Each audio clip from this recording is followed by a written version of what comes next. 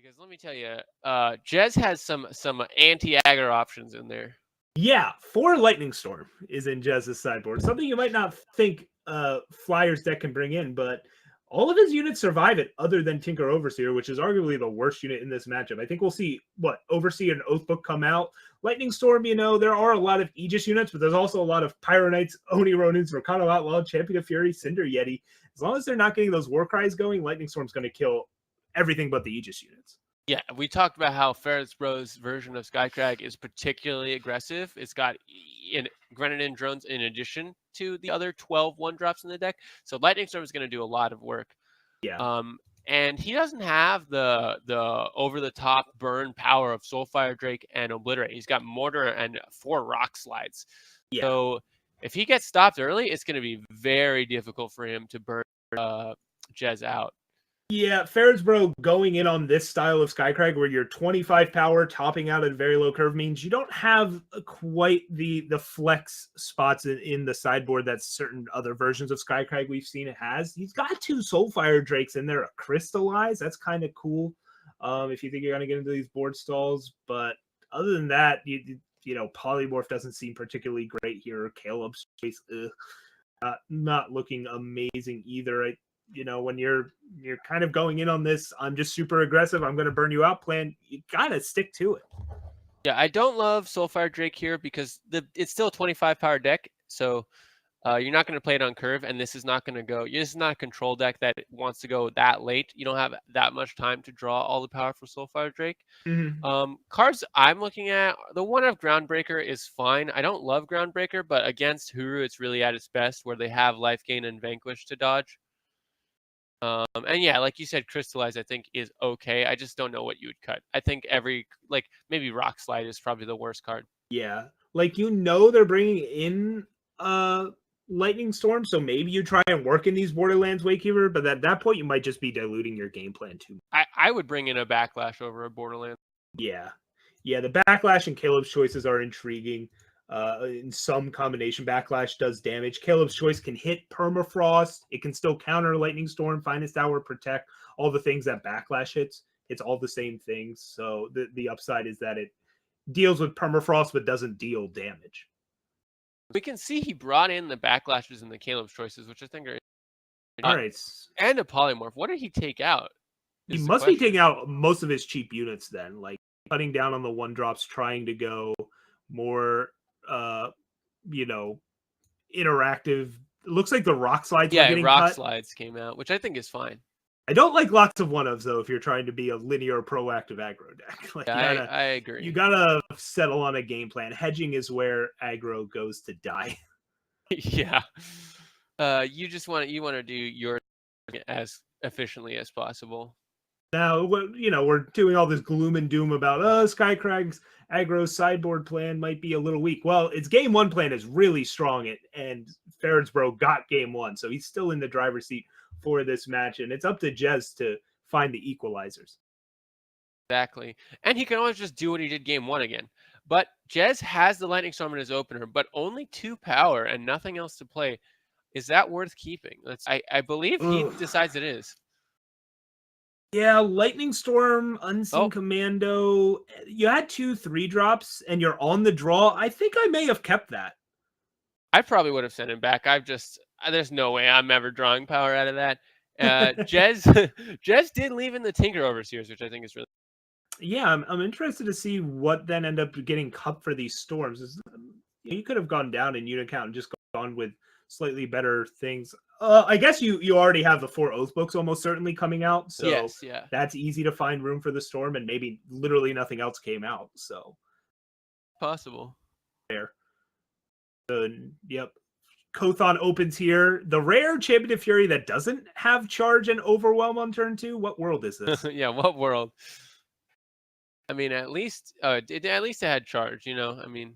Oh, it didn't have charge that first turn. Yeah, exactly. Why would you even play it? It just has a bevy of 2-drops to choose from here. Goes with Kothon number 2. Has the Soul Read on Farodsbro, who has 2 Permafrosts in hand, but draws a Shogun Scepter off the top. Shogun Scepter not bad here. Yeah, it can go on Champion of Fury. So yeah. It doesn't trade with Kothon. Doesn't have Overwhelm. Feels bad, man.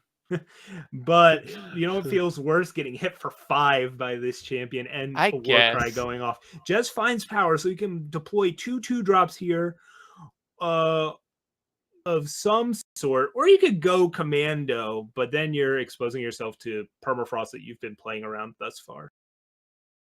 Yeah. I like playing the 2/2 drops, hoping your removal hits one of those, and then you get to play Unseen Commando. But having Unseen Commando permafrost is not the worst thing in the world, right? It still gives the bonuses to Kothon. Lifesteal though is the big. Hopefully this permafrost hits Tinker Overseer, Eager Owlet, and Jez is able to play on Unseen Commando. Yeah, so Farodsbro has to decide, does he want to play Vadius this turn, or do you want to permafrost this Eager Owlet so that it's harder to block Champion of Fury? Because right now, Eager Owlet blocks Champion of Fury super cleanly. It's a 5/3 into a 3/3. And we see Vadius comes down here instead. The draw for turn is Borderlands Waykeeper, a nice blocker on this board, not an amazing one. Maybe Jez will opt to dig with Strategize first or get down Unseen Commando. I really liked Farodsbro's plays there because now he has double permafrost available to him, and he has a better board to attack with off of that. Plus, if he were to draw like a 2-drop or something, he would just have a much more efficient turn. Yep. And now what's going to happen here is with these permafrost getting deployed is this Champion of Fury will be able to swing and get some war cries in. And that means these lightning storms that Jez brought in to be an effective early game play aren't going to be that great later as this game progresses, because a lot of the units will get out of lightning storm range naturally from these war cries. Yeah, and Vadius is going to be able to attack as well. So that's going to make blocks pretty difficult for Jez.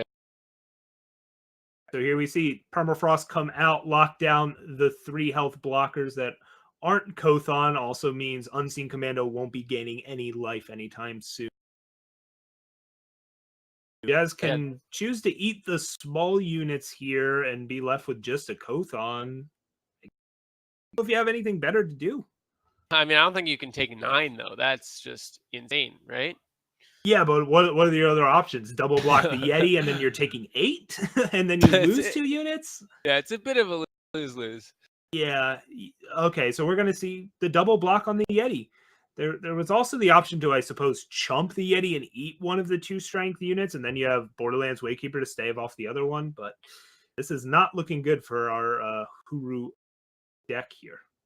I don't hate leaving the X1s alive when you have Borderlands Waykeeper, but I think it's just a losing battle either way. That is a good draw. That is a very good draw. I think we're going to see Waykeeper go away here, as you will need to keep this Justice Sigil if you want to play Unseen Commando this turn. But you could also put away like the Sigil and play Waykeeper this turn. I don't know. All the options just are really bad against Vadius. I think your best odds of winning this game is playing Unseen Commando this turn, and that's what I see. agree. Unseen Commando is the choice. Waykeeper goes away. Enforcers left in hand. And 4/3 Snow Crush Yeti comes down. And vanquishes the draw. That deals with Vadius.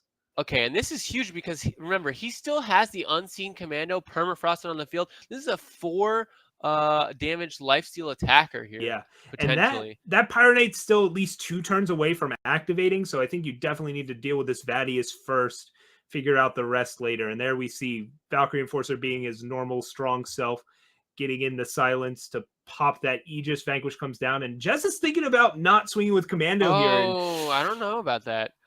Yeah, you still have a 3/3 back to block. You would have gained 4, gone to 9. I mean, this, like, attacking is bad against removal, but so's not attacking. Yeah, because then the don't removal gain the 4 life. Yeah, and then the removal just hits Unseen Commando. I think you've got to find a spot to attack, and if you're not attacking with Commando now, when are you going to? Yeah, I agree. But that play last turn was only possible because Jez threw back that Borderlands Waykeeper and kept and drew another power. Having 5 power last turn, being able to potentially to vanquish and Valkyrie Enforcer last turn was a huge. And now he's got this Kothon. He feels comfortable attacking. Farodsbro bricked last turn with just the Seed of Fury, and that's really turned this game around on his head. Yep, but now Farodsbro found another permafrost, the third one here.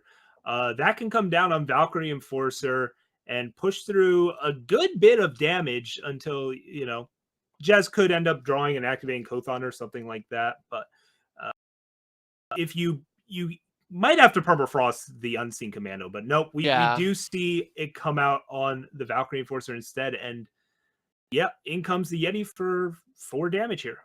If I'm Jez, I'm fine with this. I would have been more afraid of my Unseen Commando getting permafrosted and him just attacking with the Yeti. Because now you have 2 4-damage attackers in the air. Yep, we got the race. Now, that doesn't mean this is over for Farodsbro. He's got plenty of health. He's got a Pyronite that if he draws power, gets to activate. So if he crystallize, that did come in. And wow. All right, that's one way to win a race. Unseen Commando still dies to something like Mortar or Torch. So those are good. Crystallize doesn't do that much here, but you just have to use it. It stops Commando from attacking. Yeah, it stops Commando from attacking. And it also means if you block with Kothon now, he dies no matter where he blocks. Yeah. Okay, this is pretty good. I forgot about the 1 damage for some reason. I was like, Kothon's got endurance. Nothing happens to him. He's fine. Nope, that 1 damage matters, as that is a board of a lot of stunned units. 3 permafrost and a crystallize leaves a lot of frozen units. This is where Reinvigorate would be great, by the way. Yeah, classic Reinvigorate. Yeah, but yeah, this is not looking good for Jez. I think you block Pyronite here, right? Yeah, I think you block Pyronite, you take 6, hope to draw a milli, and just hope to survive another turn for Unseen Commando to start attacking again. I mean, because no matter which one you block, you're dead in next turn. Yeah. So you have to block whatever is the most difficult to deal with, and that would be Pyronite. Yeah, Pyronite is still threatening to ultimate if you somehow stabilize over the next turn, and then that will kill you. So I do like blocking Pyronite here. If you don't block, you go to 1. That sounds pretty bad because then every unit's lethal anyways. Where at least you block, you go to 3, and then the Oni Ronin's not lethal on its own. So if you draw a unit to block Snow Crush Yeti, again, it's about trying to buy time so that this Unseen Commando gets unlocked again. Yeah, this game has been back and forth. And that Protect is a little too late. Just not retroactively unfreeze your unit. And that's going to be the game for Farodsbro. 2-0.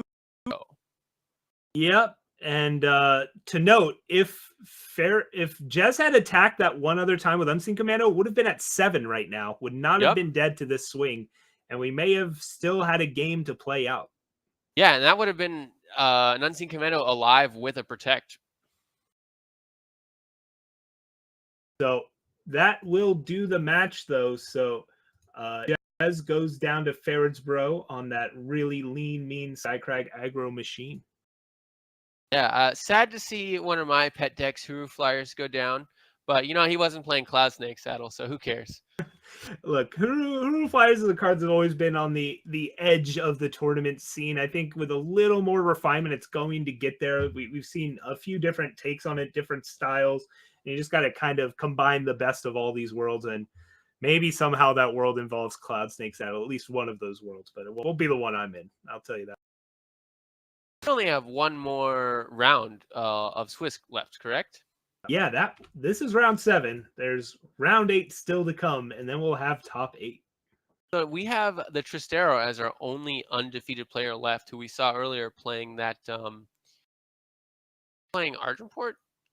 No, he's playing Praxis. Tristero was on Praxis. Just took down one of our other undefeated players on Earthly, who was on Argenport mid-range. So Praxis just